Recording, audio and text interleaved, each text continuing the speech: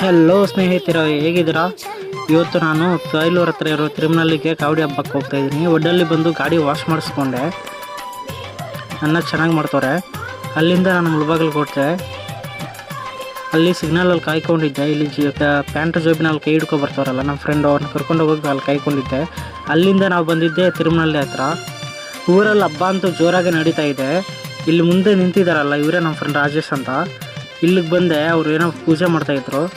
ಪೂಜೆ ಮಾಡಿಕೊಂಡು ನಾವು ಊರಲ್ಲಿರೋ ತೇರ ನೋಡ್ಕೊಬರೋಣ ಅಂತ ಹೋದ್ವಿ, ನಾವು ನಮ್ಮ ಫ್ರೆಂಡ್ಸು. ಇಲ್ಲಿ ಇದೆಯಲ್ಲ ತೇರು ಇದೆ ನೋಡೋಕ್ಕೆ ತುಂಬ ಚೆನ್ನಾಗಿದೆ. ಹೂಗಳಿಂದ ಎಲ್ಲ ಡೆಕೋರೇಷನ್ ಮಾಡವ್ರೆ.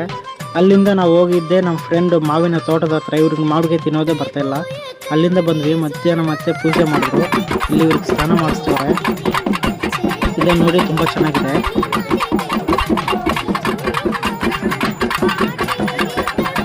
ಸ್ನಾನ ಮಾಡಿದ ನಂತರ ಮೈಯೆಲ್ಲ ಒರೆಸ್ತವ್ರೆ ಟವಲಿಂದ.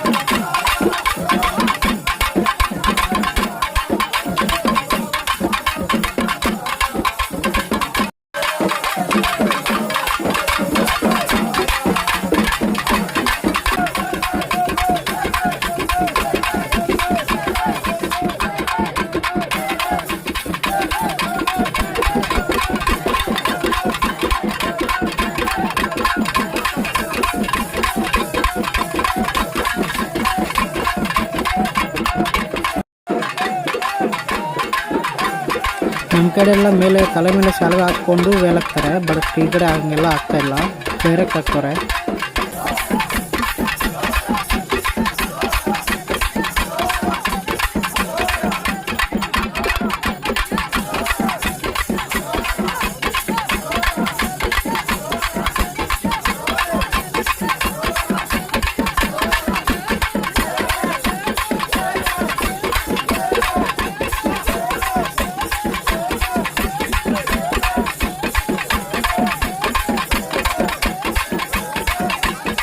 ಸೊ ಫೈನಲಿ ಎಲ್ಲ ಮುಗೀತು. ನಿಮ್ಗೆ ಚೆನ್ನಾಗಿ ಅನಿಸಿದ್ರೆ ಒಂದು ಲೈಕ್, ಒಂದು ಸಬ್ಸ್ಕ್ರೈಬ್ ಮಾಡಿ.